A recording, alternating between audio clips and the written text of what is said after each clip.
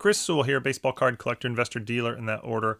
Welcome everyone. PSA reveal video time here, and this was a 29 card order, all modern. It was sent in at the bulk modern service level, which is sort of the base level. It's $19 per card. Sometimes they have specials where you can get a little bit cheaper, like 16 or 17. But yeah, at the time I sent this in, there was no specials available, so it was $19 per card. And I think it took about 6 weeks door to door or so. I predicted a 9 or 10 on every single card except for 3. There was a Joe Montana rookie included, which I was predicting a 6 or a 7. And there were 2 Jordan inserts, which I thought would be an 8 or a 9. But every other card in this order I sent in looking to get either, or expecting to get either a 9 or a 10.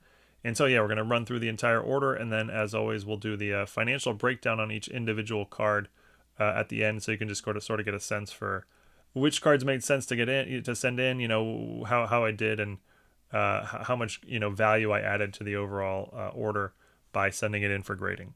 And first thing to note, whenever you see this cardboard stuff here, that means that at least one card in the order they would not grade for whatever reason. Maybe it's a fake or it's altered or whatever.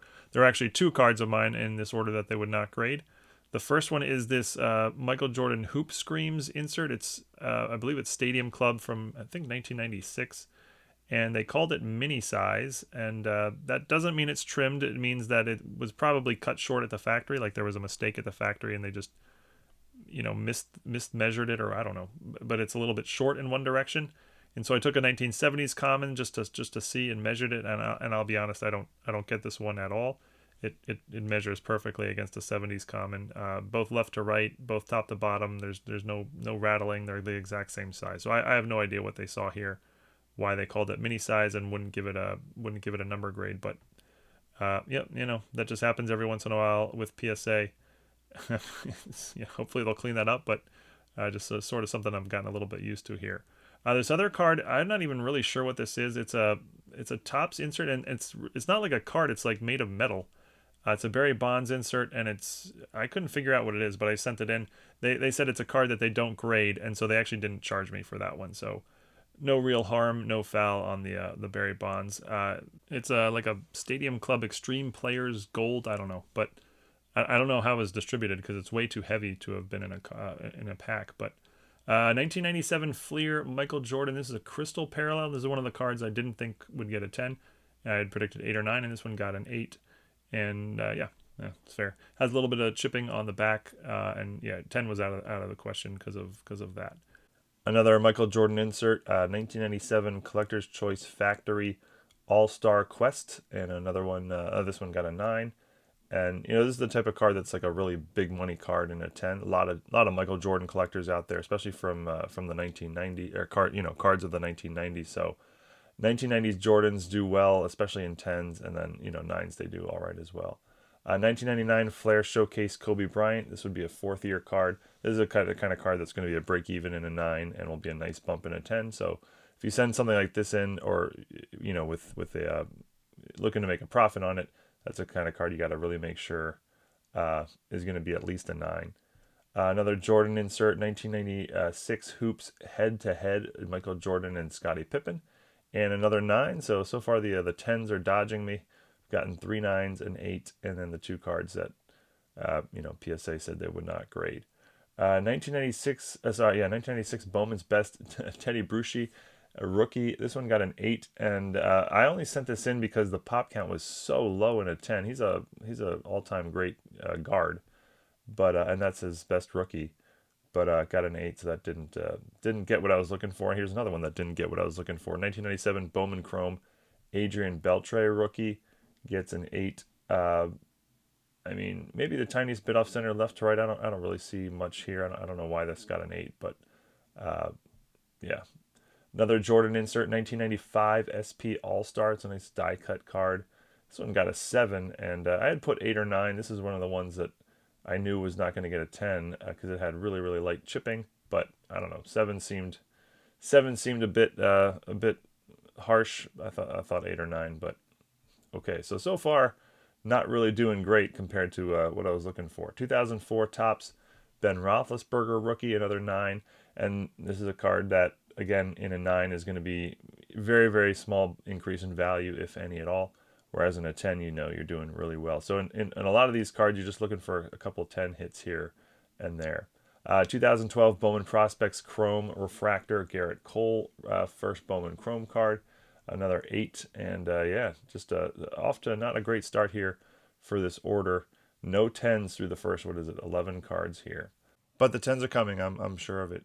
1998 Finest Mystery Finest Refractor, Ken Griffey Jr. and Alex Rodriguez. Cool set, and cool, sort of forgotten that these two players were on the same team for a while. Sort of stacked late 1990s Mariners teams. But yeah, that one got another 9. Another Garrett Cole, 2012 Bowman Chrome Prospects Purple Refractor. This one got another 9. This one's, I think, serial numbered out of 250, if my memory serves me well. And this is actually a really, really low pop in a 9, so I didn't realize it in the moment, but a 9 was a quality grade on that. 2014 Bowman Chrome Red Refractor Drew Brees. It's serial numbered out of 25, and it's got another 9, which is the theme of the video so far. This is going to have a really, really low pop count, and this is the type of card that even in a 9, I can set a really high asking price and see what happens. 1998 Pinnacle Epics Moment Emerald. My boy Cal Ripken gets another 9. This was a set that had a lot of different parallels, and this is one of the rarest ones. It's actually, yeah, quite rare. It's going to have a very low pop count even in a 9. Here's the first 10. 2018 Topps Chrome Shohei Ohtani rookie pitching variation. Gem Mint 10, first 10 of the order. And actually there's another Shohei Ohtani. This one's just the Topps base. Also get a 10. So yeah, there's the first 2 10s of the order so far. And of course, they're on cards with really, really high pop counts. So getting a 10 doesn't, I mean, there's a bump in value obviously for a 10, but not as big a bump compared to some of the other cards in this order so far. 2017 Topps Heritage Chrome Purple Refractor, Mike Trout. This one also got a 10. And not the best timing on this, as Mike Trout got injured and his cards are not exactly flying off the shelves at the moment. But nice card. It has the 1968 Topps design and a nice chrome refractor finish. And yeah, I'll take it, of course. 2008 Bowman Chrome Matt Slater rookie, and this might be a card people are like, why was this sent in? This is just a common. Matt Slater has actually played in something like 10 Pro Bowls as a gunner for special teams, sort of an obscure player, but that's his only rookie, and yeah, we'll go over the values at the end. That actually is a nice increase in value in a 10. 1997 Bowman's Best Refractor Scott Rowland. This got a 9, and I was actually really surprised at how little value this card has, especially now that he's in the Hall of Fame. Just a third year refractor. 2012 Topps Update Batting Gold Parallel of Bryce Harper. This is rookie year Bryce Harper rookie, and the gold parallels are sort of chippy. It's got a 10. That's a tough 10. Topps Gold are always tough 10s. It's sort of chippy edges and corners. It's serial numbered out of 2012. Always the Topps Gold are always serial numbered out of the year they were made. 2017 Topps UFC Chrome Gold Refractor Henry Cejudo. I don't know how to pronounce his name. I actually don't know anything about MMA, and I'm not even sure why I sent this in. But it's a gold refractor, serial numbered out of 50. I don't know if he's a notable player or not. And yeah, if anyone watching can tell me anything about him, please do in the comments. 2003 Finest Kobe Bryant. This is just a base card. It's got a 10. And 2003 is a popular year for basketball, and it's LeBron's rookie year. And because of that alone, cards of other players are often worth more in 2003 than 2002 or 2004. Joe Montana rookie, 1981 Topps, and this was the third card in the order that I knew was not a 10 contender. I'd put 6 or 7 as my prediction, and this got a 6. And it's actually a really nice eye appeal card, centered really well all the way around. But it has some light tips at the corners, and 6 or 7 was where I thought it would land, and it did. 2008 UD Goudey Mini Greenback Max Scherzer. This is a rookie year card, and it's actually serial numbered out of 188. Got an 8, and this one was I looked this one over a little bit. And I don't know why I got an 8. It looks perfect to me, but that obviously happens quite a bit with PSA. Hopefully, Greater Notes will take care of that moving forward. 2013 Panini Select autograph. What is this? Hall Selections autograph. Blue Prizm Karl Malone. Got a 9. It's serial numbered out of 49. And yeah, this is a card you really need a 10 for it to pay off financially. 2009 Bowman Chrome Orange Refractor Larry Fitzgerald PSA Gem Mint 10. I think this is numbered out of 25. Yeah, this is the type of card. This is a me type of card. I love this type of card. Low demand. I mean, it's not really low demand, but yeah, we'll call it low demand, low supply. It's going to have a super low pop count. There's going to be a lot more demand than the low pop count, and so you can price that one really high. Another one here, 1995 UC3 Artist Proof Cal Ripken. Sort of an obscure insert, but I'm the pop count on a 10, which this card got, is going to be extremely low. So this is a card that I can price real high and see what happens. Here's another one, 1998 Donruss Collection, Prized Collections, Cal Ripken, and I love these Cal Ripken 90s inserts, of course. That's sort of my favorite, thing in all the hobby, 1990s Cal Ripken inserts. For my PC, I only really keep serial numbered cards from the 90s for Ripken and, key refractors maybe, but the reason for that is just, at some point my collection got too big and I had to really, I decided to really shrink it down, so that's all I focus. So all three Ripkens in this order I will actually sell, even though they're very sort of rare cards, at least in the grades here. But you can see the overall numbers for the order. I got 9 10s, 11 9s, so actually ended up being pretty close, 9 to 10 split, 5 8s, and then 4 cards less than an 8. That's the total tally. All right, so let's go through them card by card and look at the value added. And by value added, I mean, as a dealer, because I intend to sell all these cards, how much more money will I make because I sent them in for grading versus had I just sold them raw? This Michael Jordan, for example, I could have just sold for $25 raw, but I spent $20 to have it graded. Now it's in a PSA 9 and it's worth about $50. So overall, I'll make $5 extra because I sent this card in for grading. And the quick caveat I'll give, which I always do, these numbers are all estimated and they don't include things like seller fees and taxes, but it's just to give you a general sense for what's going on. This Michael Jordan, I'm actually going to take a loss on. It's about a $40 card raw in a PSA 8, which is what I got. It's also about a $40 card. So I spent $20 to not increase the card's value at all. I'm down $20 on this card. The Barry Bonds, they actually didn't charge me for. I guess it's one of the categories they don't charge for. So I have no idea what the card's worth, but obviously no value added here. This Michael Jordan's about a $25 card raw. I mean, now that I quote unquote know it's mini size, I guess we'll call it a $10 card. But yeah, $45 loss on this card. Kobe Bryant here is about a $15 card raw, $25 in a PSA 9, so that adds up to a $10 loss. You can see PSA 10s go for $120, so that was obviously the target. The Jordan insert, the Pippen Jordan head-to-head is a break even. You can see again a 10 would have been a big boost. The Teddy Bruschi is a $10 loss as well, but you can see PSA 9s go for 50, so a PSA 9 would have been a slight increase, and PSA 10s are so rare that there aren't any sales. That would have been a nice me card that I could set a real high asking price on had it hit a 10, but it didn't, so it's a $15 card.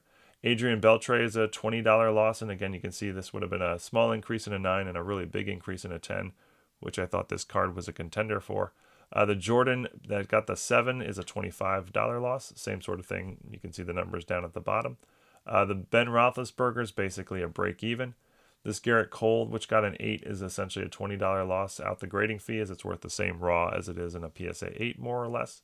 The Griffey Mystery Finest Refractor is a break even in a 9. I was kind of surprised by that. I thought this would be worth more in a PSA 9. A few of the cards have already sold or listed on eBay. This Garrett Cole, for example, it's actually just a pop 2 with none higher in a PSA 9. I'm really surprised how low that pop count was. So it was sort of much better than I was expecting. I sold it for $200 already. It's about a $25 card raw, so I added $155 in value to that. And again, no PSA 10s exist to this one. This Ripken insert is another, like I mentioned, really sort of rare card. Graded in a 9, it's a pop 5, and there's only 110.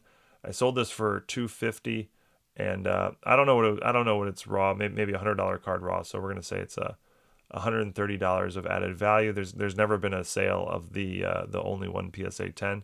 This Drew Brees I have listed on eBay at the moment for $195 or best offer. I don't know what I'll end up getting for it. Maybe 100, maybe 125, maybe 150, maybe 195. We'll see. But about a $50 card raw. I'm gonna estimate I'll get 150 for it at some point. So looking to add about $80 there. There's never been a sale of the PSA 10.